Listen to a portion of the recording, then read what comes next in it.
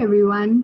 Here we are today for a really exciting mentor chat with no other than Deepika Chawla ma'am. This is an interactive session wherein we want you to ask your questions on topic that is very relevant to all of us at this time, that is leading with empathy. And who better than the person that I admire and look up to for this particular, field, an authentic leader and so much more. I want to take a round and introduce, her to everyone who's joining us today.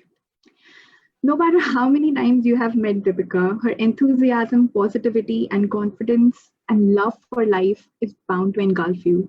She believes your legacy is in the leaders you create and the knowledge you share. Deepika Chawla is a businesswoman, presently a vice president in a Fortune 100 company, having 27 plus years of rich and diverse experience in financial shared services and the banking industry. She's a qualified chartered accountant. She's extremely passionate for women and society. You'll be seeing that today. She has won various recognitions for promoting diversity in the workplace and society. She has also been named as one of the 25 inspiring women in the coffee book, Big Dreams, Bigger Achievements. She has been also decorated with the Champion Award from We Are the City organization in collaboration with Ernst& Young for her passion, her resilience, and the tenacity in supporting diversity. She's a TEDx speaker. She works with amazing NGOs. She has been associated with Lead in India. Every community space that you ever, come across, you would have had Deepika ma'am's interaction and input. So we are really lucky today. I'm going to take a back step now and welcome you, ma'am, to take forward this conversation. Thank you, Rishmeet. Am I audible?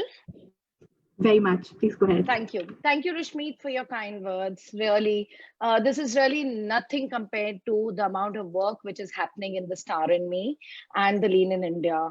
And young girls like you, the way you come up with innovative ideas on how to go back, support women or support society and do various things is amazing. So the way you said you get inspired, I get inspired by all of you. So thank you for giving me this opportunity where I could talk to all of you and talk about something which is really critical in this time. So I'll start with a quote, everybody.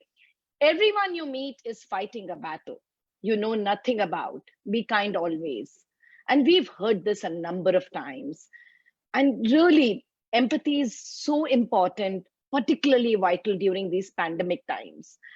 Not only it opens your mind to what others are experiencing, but it can also provide social connectedness that can help really combat feelings of loneliness. Remember that everyone is in this together. You, me, everybody just now who are talking are impacted by it. So really, whatever we can do, we should reach out to each other to help. And there are many benefits to practicing empathy. That's what I think. And empathizing with others can really, really help you feel less lonely and more connected. So thank you so much for choosing such a topic, which is so critical. And I'll start with a small story of what happened to me today morning. I called up a colleague and I was talking about for tomorrow's meeting. And I just was finishing the talk and she said, Deepika, I wanted to chat with you something for a long time. I said, yeah. And I thought there's a problem or there's something which she's going to talk about. And she came out saying, I always wanted to reach out and say, but I was inhibiting in asking. But last September in 2019, your mother passed away. It's just been 6 months and there is so much what is happening. I just wanted to let you know that you're in my thoughts and I care about you. You have no idea how touched I was with that small sentence of hers. And I felt that empathy in her for me, because she felt that there was so much happening in office. You're leading so much, there are changes happening. We are all working from home. Then you have such big teams you're driving. And in this, you had a personal challenge as well. I told her I'm going to share that story today on Facebook because that's how she touched me. So probably beginning from there, I am open to, answer questions or in fact, I'm nobody who's an expert in this. I'm also learning. I'm happy to share my experiences. That's amazing. So, just to set the tone, for people to get more context, we have some questions I think we'd have on board.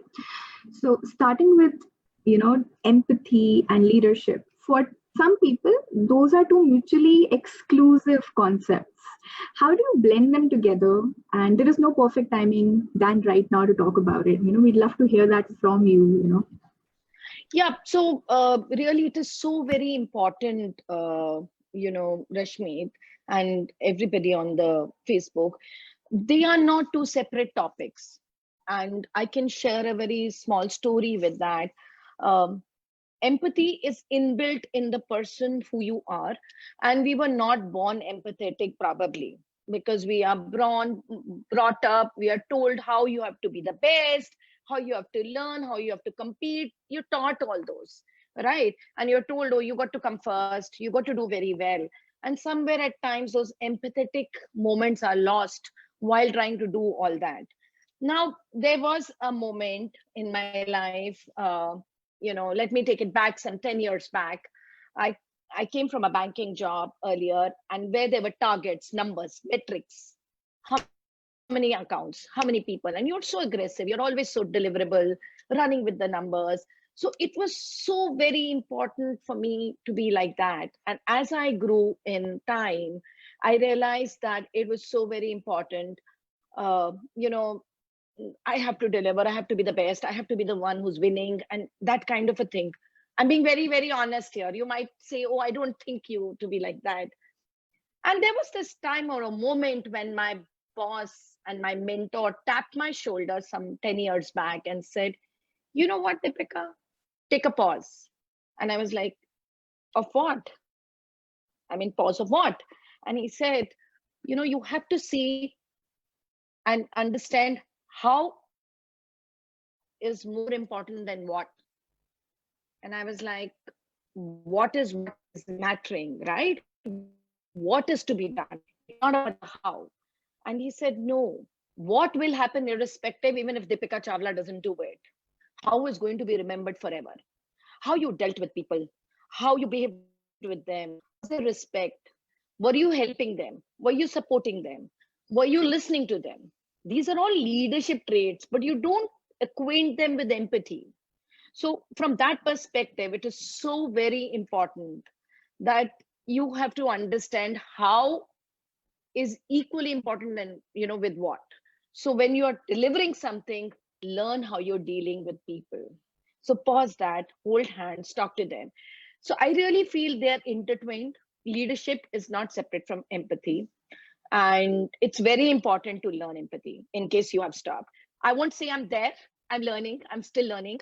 Empathy is something you continue to learn, but I know how to pause, I know how to hold hands. I am trying always to be in the shoes of the people. I took up three things, if I can talk about, which helps you to be a more empathetic leader from my side. What I learned is I surround myself with people who are smarter than me. And that is because I don't want to be the smartest in the room. When people are smarter than you, they bring lots of ideas on the table. You listen. When you listen, you're being more empathetic. You share, you get innovative ideas, and you empower them to share those ideas. Now, the only way you can do is that how they're solving the problem is brought into that. You're collaborative, and all the leadership skills comes there. So that's where the empathy piece comes with the colleagues. Be deliberate and stay patient. That's the second piece I would say. Being deliberate is about being empathetic.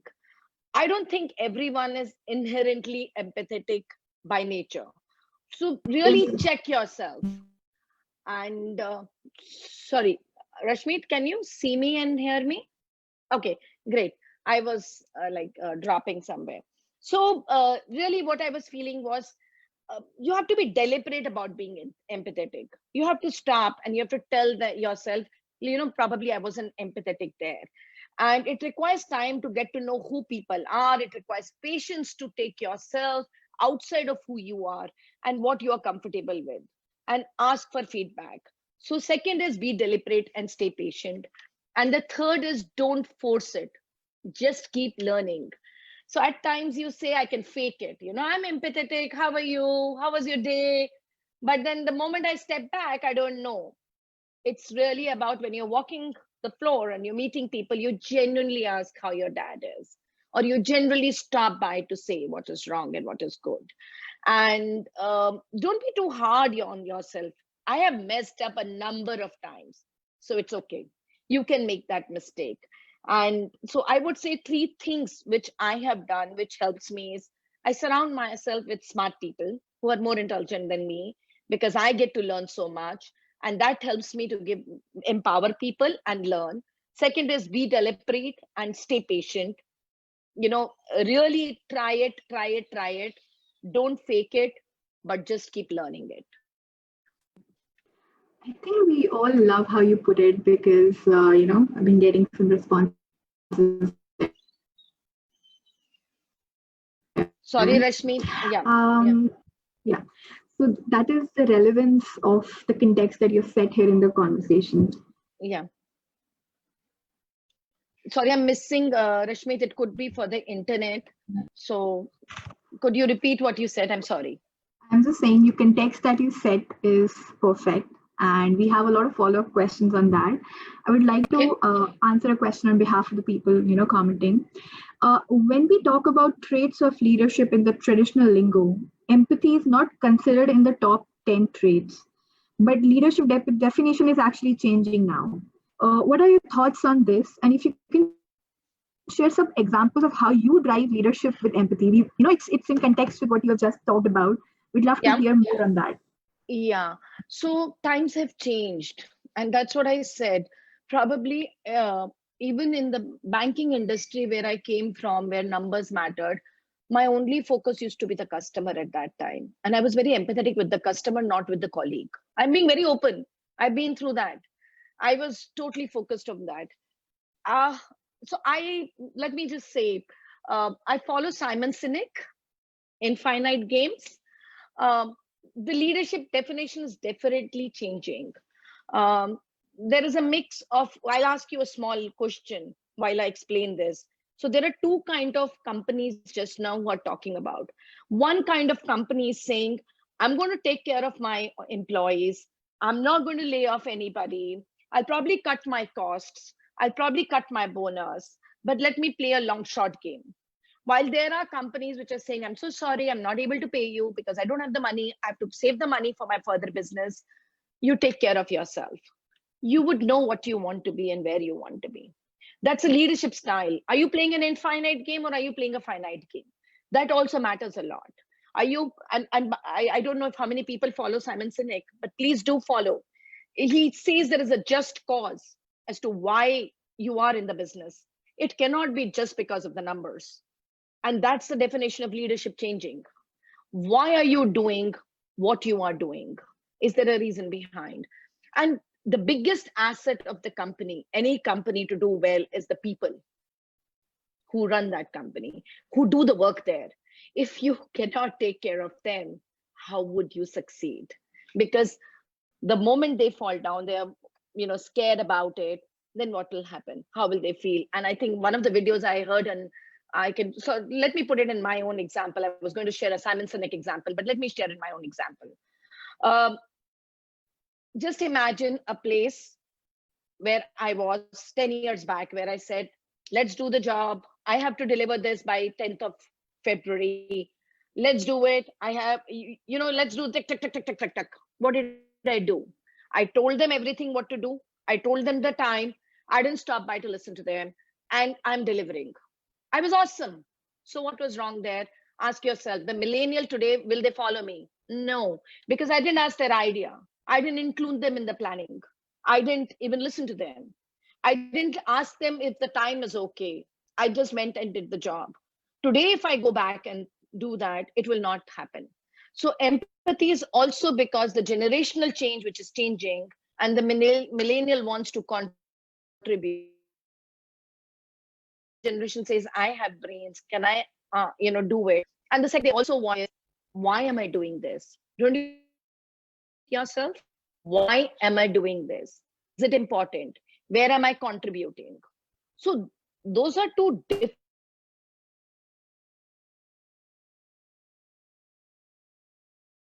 truly feel the definition is changing and core in the leadership style. You just can't survive without it. That actually aligns, and I think that makes a lot of sense, ma'am. Thank you so much for saying that. And that fills in the context. There's a follow-up question to that about being self-aware. Sometimes leaders are not Yeah. self-aware.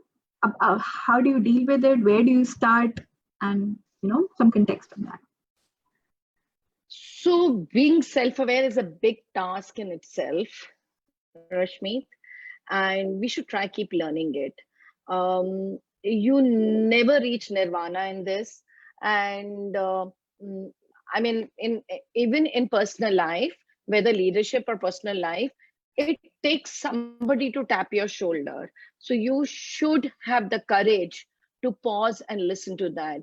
So I'll share two examples probably where somebody, and I'll share a different example when somebody told me how is more important than what. But let me share a simple example from my personal life. So I have a maid, a full-time maid who has been with us for 20 years. And she's the same age as my daughter. And she's been living with us. And say 10 years, we had some heart problem. She had cancer. We helped her get better. We sent her to the village. She came back to us because she's a family member. She loves us a lot.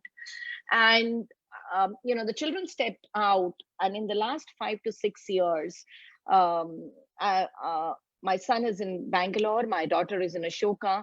So it was just my husband, me, and my maid, Mary. And I would go to office and I would come back and I would see her forgetting a lot of things. And she's my age, she's 50 years, I'm 50 years. And I just felt her energy levels were, lessening. She's not listening to me. I have to keep reminding her. I have to keep, following up with her. Some things are not clean. So I started getting upset. And when I started getting upset, I would lose my peace. I would lose my patience at home. And one day my daughter was home on a Saturday, Sunday, and she actually said, Mom, do you think you want to think really that she may have a problem, genuine problem of forgetting? It came as a eye opener, a shock for me to say, why couldn't I think of this myself? Why was I competing with a maid with an ego to say she's not listening to me? Why my table is not cleaned? Why can't I tell her again? And slowly I realized that yes, she has aged faster than me, probably because of the lifestyle that we step out and they're at home. And she is getting a little slower. Can I get slower with her? If something doesn't get, done today, it can tomorrow. Just slack it out. Give a little space. And if it's not urgent, is it okay to do tomorrow? And things are better at home. We have more peace. She's getting more comfortable with the fact to coming up and saying, oh, I faulted, I'm sorry, I'll do it tomorrow. So take it to office immediately. The same example, turn it around, and you see the same thing. If everything is not urgent and important, and you can say, okay, this can come after 3 days, but can you give this me tomorrow? Instead of using things like, why did you not do it? If you ask a person in a different sentence to say, was there a problem? Can I help you with it? You've just added an empathetic line in it. Just see the change it does. And that's how it happened with me. So being self-aware, it may become difficult. It will be okay if people point out. I also keep trust buddies, One is tapping on the shoulder. Second is trust buddies are where I can just go back to them and ask for, feedback. Was I okay in the meeting? Can I do better? Is there a way that people understood the goal, or is it too harsh on them? Just tell me, raise your hand. Every time I tell them, raise your hand and say, it's not working. Take a step back. So I think, like I said, I will repeat those two things. Be deliberate and stay patient. Because, am I taking everybody's point of view? Am I understanding where different members of the team are speaking? So try and do that. And the the second piece which I had said, don't fake it. It comes, it comes, and you're going, and don't make it so heavy on yourself. Oh, I goofed up. Yes, you can goof up. You're not a super person. But then when you goof up, have the courage to say sorry. It's okay. Positions or your designations are not aligned to empathy and sorries. That's aligned to being human. So being human is becoming more important than being a leader. Being kind at times is becoming more important than being right. Right? Just now, for a lot of companies, being right is going to be, it's okay, we're not doing business. Can I not give you salary? But companies are being kind. So it's a difference. That I love the points that you mentioned, particularly the fact where you said trust buddy. That's one that I really loved, and I think that's really relevant. And the fact where you mentioned that you should have the courage to go back and accept that what I goofed up. Those are ways in which we can express kindness to ourselves, and only if we do it to ourselves, we can do it to others. So that's on point. In fact, the last part wherein you were talking about companies, we have a follow-up question to that. Like in today's world wherein COVID-19 is disrupting the industry-wide work. For traditional industries, empathy is not even a word in their dictionary of work. So how do you think for non-traditional companies we can, wherein the work is very wealth-centric and it's capital intensive for them, in those industries, how can seeds of empathy be used, be sown in this opportunity? How they can start with that at the moment?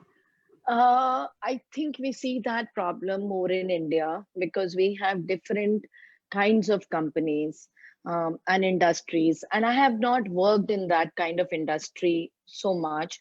My career has been in more of multinationals, but I feel it. I'm feeling that empathy when I watch the TV, when I'm following the news.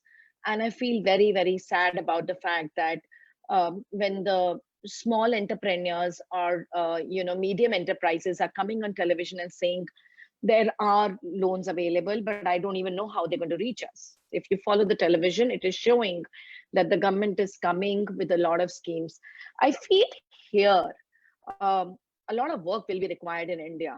Couple of things which the government has to do is the government has to come to support, and some very rich, and I don't know, is it allowed on Facebook to go and say, but Tatas, Birlas, they have to come and support the country just now, and they have to see how they can support the manufacturers, the industries, so that I'll give you an example. And there's no comparison between countries. Our country is doing fantastic. So don't take it to that extent. We are doing fantastic for COVID-19. But I'll give you an example that in US, they're giving some small industry loans where they are giving it for the salaries of the small industries. And for 6 months, those salaries will be borne by the government, right? And they're supporting, and people who are qualifying for that are applying, and those kind of lots of schemes are there, and it is happening. And I've been following that because primarily of what you asked, because probably where I am sitting, I still have work from home, but I have lots of friends who are part of the industry. Either they are working for it or they are running it, and they're struggling, friends. And my heart goes out to them, because how long it is going to take them to come back.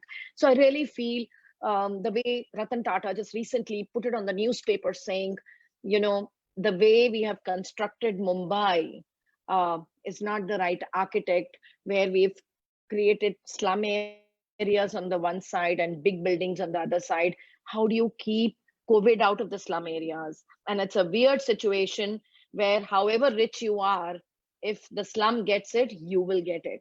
So you can't be in your house and say, oh, I'm going to be safe. So some very steps have to be taken where the government and the richer, our industrialists who are driving all the industries have to come with some norms, some kind of programs which really reaches truly to the medium and the small enterprises, because then only they'll be able to support the employees of that company. And even those employees, if can be empathetic with the owner, I feel it's a give and take, and they tell the owner that it's okay, we will work for the next, and I don't know, I'm just talking about it, if they can work with them to say we will work with you, but just make sure that us at least running expenses come back, probably that's another way. But definitely government has to step in, which I don't see yet. I'm sorry, I'm not making a kind of a anti-government remark here, but I'm not able to see that in the talks which are happening. And government has to step in to support the small and medium enterprises. That is really, really required. Otherwise, the slump will go longer. And we hear there are schemes. I don't see them yet going. Well, yes. Probably one thought more. When they are sending SOPs, and it's just a thought today when you have asked, I'm sorry, probably I didn't turn that empathetic also. They're sending SOPs to different small and medium enterprises, because my friends are getting it, on how to keep sanitization and how to treat the offices. I think along with that, if they can send some SOPs on how to treat their colleagues, it will become mandatory. It will change the way.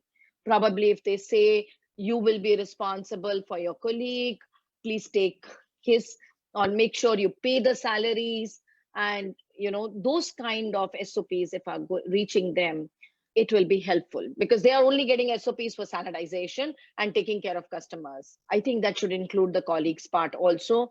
Great question. Great question. I'm telling you, I didn't think about it till you asked just now.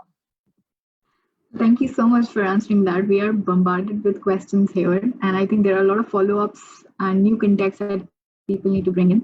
I find one interesting which says, how do you teach families to understand empathy when they are bombarded by social media, which is very biased, and intentionally there are sadistic people? How do you include that in your own family with your own kids now that we're all living together? I don't know. Is this somebody I know who has asked me this question? I have it in my family. Okay, let me go a little open. So let me share a little story. And I'll share two stories, but I'll share what's happening in everybody's life. So be empathetic. For the first time after ages, everybody is living together. For example, my son's come from Bangalore. He's working from home here. He works with PayPal. My daughter was in Ashoka. She's staying with us. Her friends who couldn't reach home are staying with us during the lockdown from Ashoka. And Amit and I are there, and Mary is there, and my in-laws are there who stay downstairs. Now, my style, I am an early riser, and Rashmi and I were talking about this. I start early. I have my breakfast at 8:30. I've maintained the same schedule as I was earlier. My daughter, obviously coming from a hostel, she studies the whole night. They get up around 1 o'clock. And I was like, breakfast time, lunch time, let's go ahead, let's get up, blah, blah, blah, blah, blah. And my daughter comes very sweetly, taps my shoulders, Mom. We are three distinct families trying to live together now. Can you adjust also? And trust me, she always is an eye opener to me, because she taps and she very sweetly says, this is not going to work out. You got to understand. And I really took a step back, that I can't change lives of other people. So I also have to adjust if they have to adjust. So I'll be saying, be kind to your parents. You've never been at home, and you're suddenly at home. And be kind to the fact that they also bombarded with social media. Now, let me talk a little bit about social media. So, but closing the first point, be kind to people around you in the house. They've never seen you for so many hours. So imagine their patience also. Some people are cooking for you, maids are not at home, you are cleaning, you are taking care of the children have online classes, people don't have so many laptops at home, suddenly laptops have gone short. So those kind of challenges are also there. So try and be calm, try and face it, try and collaborate together, and be respectful to each other, and do give space to each other. It may not be easy to be always saying, I want this, I want this, I want it this time. social media is a very important question. So let me just share. It's all about empathy also, and it depends on how you want to use social media. It depends on that. My daughter, in before the lockdown, for since February 23rd, I think the pogrom occurred, and in Northeast Delhi, uh, she was in Ashoka, which is closer to Northeast Delhi. So she went in, and with a couple of friends, they went in to support the Northeast Delhi victims, and they actually spent 2 weeks literally living out of that place in Northeast Delhi, in Mustafabad, and she she and couple of her friends, with no support from an organization at that time. Now they are attached to another organization, but they collected 37 lakhs of rupees through social media, and people like you and me contributed, and they have rehabilitated 37 families, which means 500 plus people back to their jobs in that place. COVID occurred. They all came to my house. They are two of them are living here now, and from here they are using the same social media to support 25,000 people for ration in the last 1 month. She's just 20 years old. It's all about empathy with the amount she has. I didn't do that, but she did. At the same time, in the house, there'll be all discussion about, go contribute to this. This is about the country. सिर्फ Care India में देना चाहिए. Modi is doing it, so you should do that. So they keep talking about that fact in the house, while I really support my daughter from that perspective. So I keep a balance and I say, yes, contribute anywhere where you think that the help can go. There is so much help needed. Do not fight about that fact. There is bad media, there is good media, there is so much discussion around it.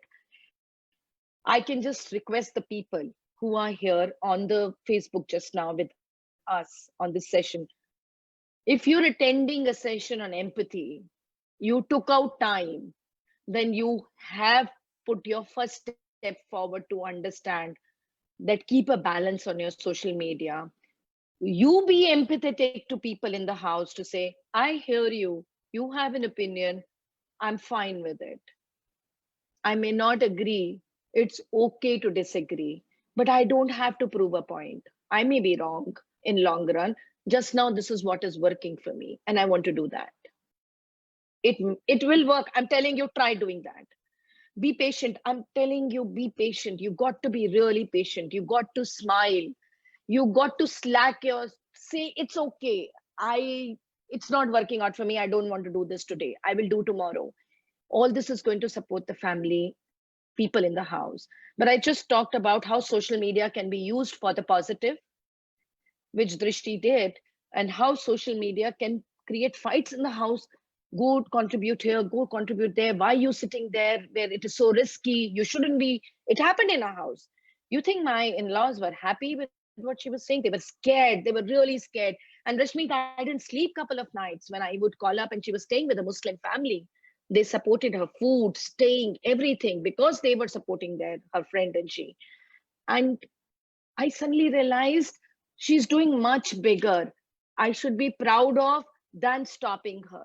So I think that develops as you grow. I wasn't that brave 3 months back. I'm braver today.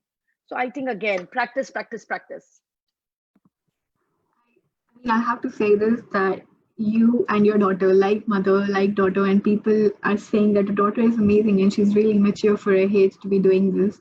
And and I think I love the fact where you said you foster that in a family environment, with everyone. And also I think with each one of you doing so much goodness bringing in so much goodness for the society, definitely, things like this and empathy becomes a practice and it comes very naturally. So thank you so much for sharing that story with us. It really means a lot. In fact, this is where I think platforms like Star and Me come into place. They bring together amazing women's stories. I agree. This is exactly what we are here for, bringing together women and everyone's going through a tough time, helping them realize their own goodness. So thank you so much for sharing that story with us. We have a question about what we find is that diversity related initiatives generally in the organization are checkboxes. How do we, and so are the empathetic or authentic leadership related topics. They are very checkbox like for corporate world today. How do you encourage Sorry, accountability? Smith, I'm losing out you. Can you repeat the question? Can you repeat the question, Rashmi? No worries, I can do Hello? that. Yeah, is it perfect now?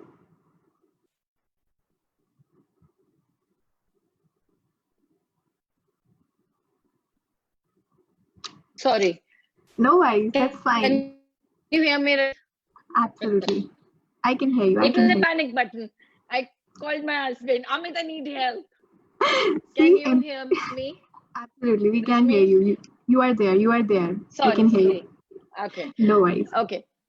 So Can you I was repeat the question, Rashmi? I'm so sorry. no, yeah. The question is that all these accountability, all these authentic leadership, empathetic leadership, and diversity-related, initiatives are very much like check boxes in the corporate world. How do you encourage that they have accountability in, being empathetic towards their own employees? How do you bring that?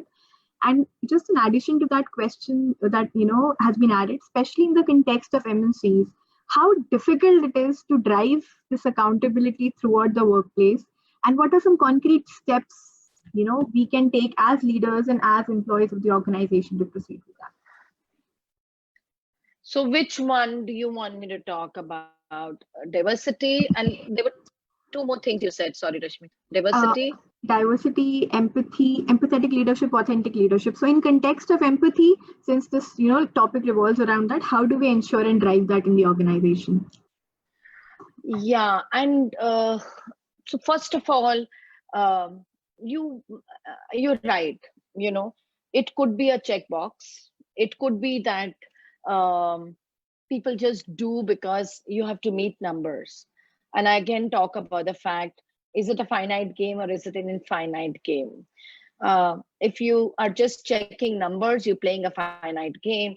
If you're not checking numbers, you're actually seeing working, and it all really matters. First thing in all these things, it is the drive from the top. It really matters what senior leaders are behaving or talking. Now, if you enter a boardroom and you're the only woman there, right? And there are 10 men in the room, and then you're discussing diversity numbers and you're saying, we are meeting our diversity numbers. I think it's a checkbox state. You just tick the checkbox to say, oh, we're meeting diversity numbers, but guess what? In the boardroom, you're the only women. I think that's what people have to be aware, and people have to know about it. And that's what I'm saying. The goal has to be on the top. It has to start from there. They have to say, I believe in diversity. I believe in authentic leadership. I believe that you bring your whole self to office. I am fine if today you are upset and you say, I want to go home. Do you give that comfort to the person that he's not in a good state today? Can I just get up and go home and I'll come back better tomorrow? That's being empathetic to say the work can wait or somebody else will take it up.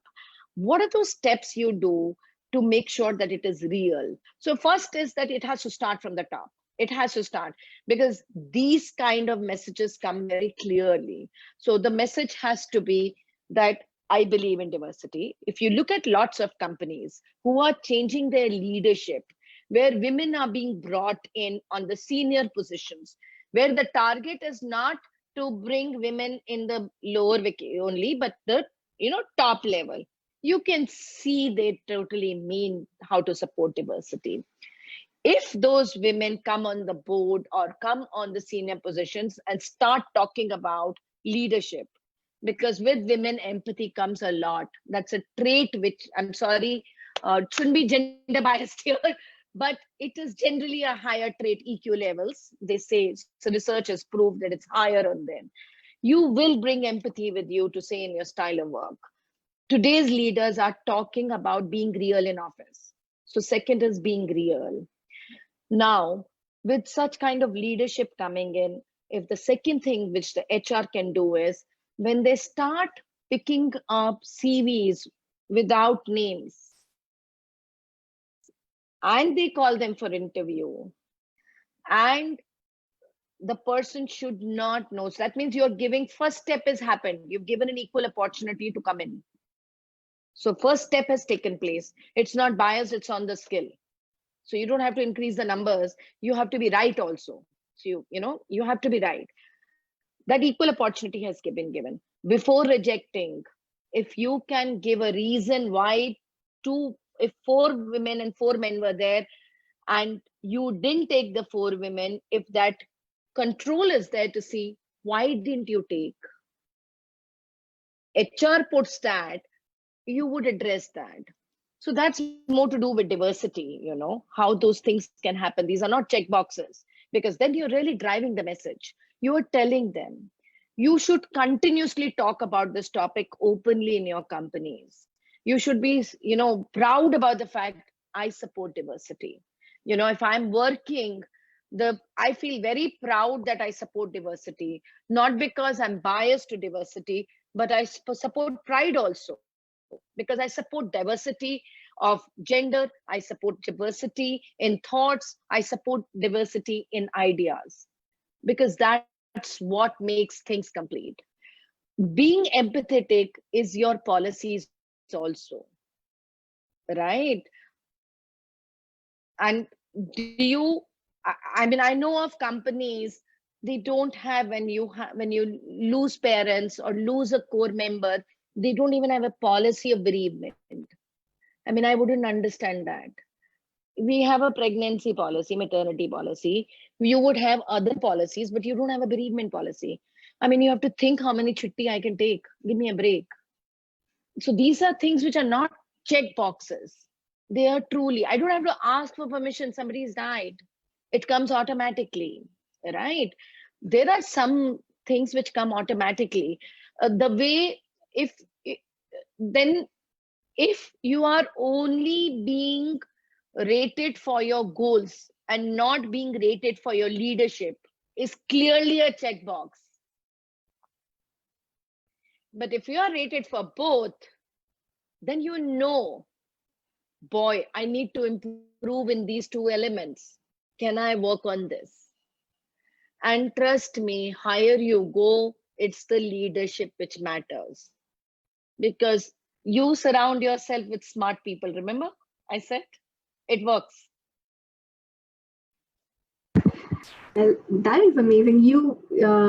I mean, the points that you brought through were so relevant. And, the best part wherein said, have an accountability tracker. If we are getting rated for our work, let's get rated for our own behavior with our colleagues and our leaders and our, subordinates. That's super critical. Thank you for sharing that. We do have 2 more questions. One is, what would you say to women who think that they need to subdue their empathetic side and appear aggressive and blunt in order to be taken seriously at workplace? Okay. Rashmita, I'll ask you. You don't work with me. Tell me, who do you think I am? I'm empathetic, I'm assertive, I'm aggressive. What am I?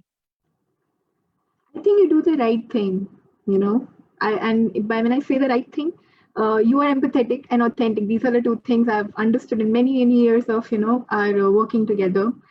But also at the point wherein you need to put across a point and you have experience and you have, you know that it is right. You relay it in the best manner possible. It's conveyed beautifully to me. So I think you answered the question. I would say, really don't curb anything in you. Maintain a balance, right? We were not made like men. I'm sorry, I don't want to be a man. I'm happy to be who I am. I don't want to behave like a man, and I don't want to have the traits of that aggressiveness. Sorry, but a lot of people tell me I'm trying to be assertive. A lot of people still tell me I'm very aggressive, which is okay. It's 27 years of work. Habits die hard. But I still don't want to be a man. I don't want to lose my empathy. That makes the person I am. I feel good about it, that I can relate to a person on a personal level very easily because of that empathy. I'm able to understand when I walk across to a person that something is happening in his or her life, because I'm able to connect. I feel when you're able to connect with people, work gets easier to be done. Automatically, if there is a connection, it is easier. But you should be definitely assertive, but you don't have to behave like a man in a man's society. It's not a man's society, sorry. It's my society equally. I create that society. I create my place. And I want to be equally known for that, who I am. So I want to be known for my qualities, not because I'm calling somebody whom I'm truly not the person. So please do not be too aggressive. I would say keep a balance. Don't be very mushy also. Whether a man or a woman, who would like if you're crying every day? If I go and cry in office every day, who's going to like me? It's not about being a man or a woman at all. It's not a gender thing. It's about balancing it out. You're able to, but you can always raise a hand and say, I'm not okay today. I'm having a tough time. I mean, trust me, my mom passed away and I joined office in a week's time because I didn't know what was hitting me. After mom passed away, all the rituals, within a week, everybody in office kept telling me, take a break. You need to mourn. You need to mourn. And the house was killing me because I could see her everywhere. I could see her doing things, and it used to haunt me. I couldn't sleep, and I didn't know it's called depression. I didn't know I was going through depression. It is weird. We talk about mental health, and my husband kept telling me, don't take any anxiety pill. Deal with it. And I just joined office, and I wouldn't sleep the night, and I would go to office, and I would be so very quiet. A Deepika Chawla who will be so very quiet. She can't be quiet. But I still went the way I was because that office was helping me to deal with it. And slowly, I got into the mold of probably breaking down a couple of times, answering the question, dealing with it, and coming back to me who I was. But I didn't, say push it aside. I'm not going to face it. I'm not going to cry because office will think I'm weird. No, I'm weird. I'm fine. I'm having a tough time. I go behind some things. I go behind some things. But I'll come back with a bounce. I'm that confident. And that's okay. So balance it out, but don't be a man. You don't have to be a man. I can share here. I love Apurva Purohit. I love her book, Lady, You're Not a Man, Lady, You're the Boss. And I totally relate to it. I insist if people want to read it, please go ahead. You will know you don't have to be a man. You are super as who you are, and you do very well because you have those capabilities which are not there for others on an average. Thank you for sharing that. I mean, there couldn't be a better answer to it. We have to balance it. We have to accept how we are and just raise our hand to have a check in that, hey, this is how we are feeling. So, thank you so much for sharing that. We just have one last question, which says, how do you get people who are typically timid or reserved? How do you help them communicate their needs? This is connected to raising your hands for check in. Many have been treated badly or betrayed, or they feel that they have their no voice. And many of us are pretty much burnt out from being empathetic and not getting that support around from people. How do you get them to push and start again on their journey of empathy? Keep attending, lean in, and star in me. Yeah, so yeah, true. I mean, I said it from my heart at that moment because that's something we both Mawa and you are doing a fantastic job in really supporting women. But yeah, my heart goes out to people really where they feel that they're not getting that support. They can't come out of this where they've landed. Trust me, one thing which hasn't failed me in my experience is raising a hand, finding a mentor, surrounding yourself with people who are positive. You surround yourself with positive people who are not worried about the fact that if you have gone through a tough time, they will help you to sail through. It helps a lot. It makes a huge difference who are the people surrounding you. Where do you go? What time do you spend? Which book are you reading? What programs are you attending? How are you connected? 27 years back, there was no lean in.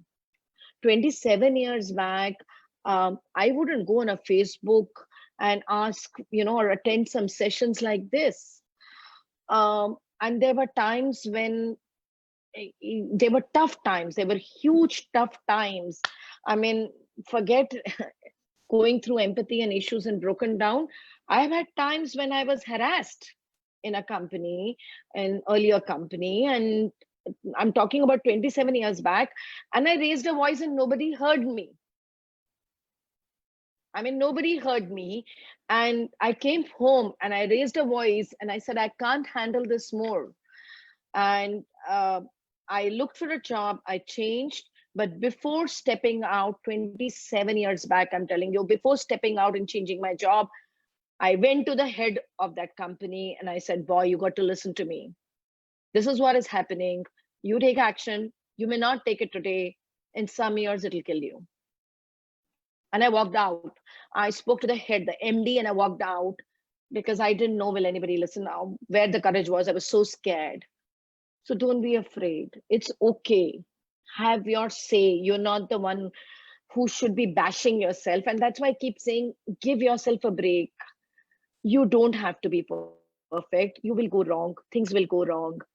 A mentor always helps. Raise a hand, ask for help, um, go to programs like Lean In, listen to webinars. There is so much available. Connect with similar kind of, for example, if you're working in a financial industry and you're having a tough time in a financial industry, find some people who can give you the path breakers. You could go and do and show your quality of work in free places so that you create a brand. And I sincerely tell people, you should do your best when nobody is watching you, so that when the tough time comes, there'll be lots of people who will be backing you. Because the people who work without being watched are the ones who are creating brands. So my heart goes out, and I sincerely tell you, there are lots of organizations who have those help groups. I think another piece which works is last piece, besides mentor, besides Lean In, besides these groups. It's okay to get up and tell in your family, I have a problem and I'm not being able to deal with it, and I need some space to deal with it. I have an important project going and I'm feeling in it. Can you give me more time? Can I get empathy at home also? Involve them in your tough times. They will back you. If they know you're doing a tough thing, you're doing more jobs, they will all back you. So find that trust buddy at home also. It's okay, somebody.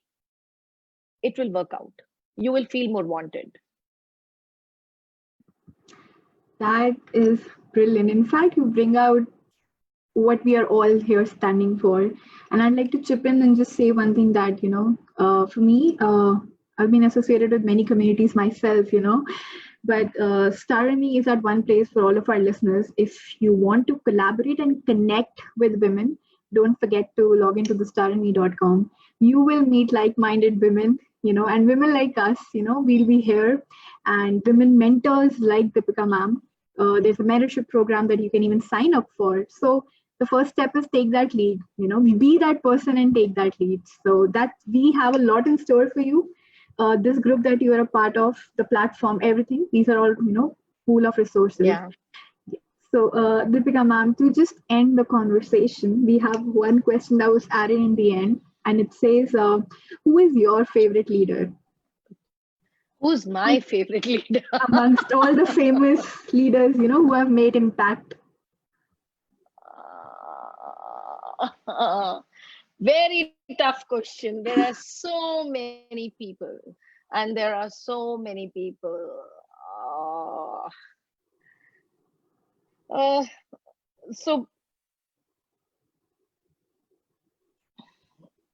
yeah, so if I have to go from an India perspective, I think a lot of you will agree to Ratan Tata for the kind of empathy he brings in with his leadership, with the heart he brings in, with Yeah. the uh, you know, uh, I have followed him, read his stories. I think he always helps to make all the people around him become better human beings. It is so important to be a human being. Forget leadership. I think he brings that human being concept, which is so very important. So for me, that is there. Uh, yeah. So my really yeah, my so I'll go with it. I'll go with it. I'm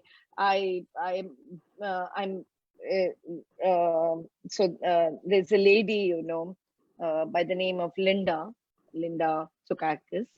She is she's in US, and she taught me one thing, and which is like really I would like to share with people. I come from an era uh, where we were told, put your head down and work. Your work will speak for you. I don't know, Rashmi, you'll not relate to this. You guys don't know what this means. But I'm talking about from an era where I was told, put your head down, just work, and that will speak for you. And some 8 to 9 years back, she told me, gone are the times when you can put your head down. Please raise your head and raise your hand. Ask what you want. Raise your voice. Say, I'm good enough to do it. Have the confidence that you will deliver. Don't doubt yourself. And the world is yours.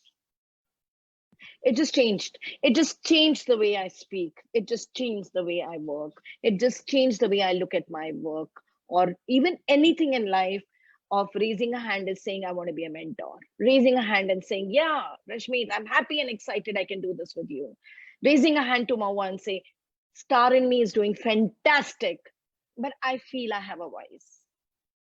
It's so different. The change she brought into my life is astounding. And I just can't tell you, it can change a lot when you believe in people.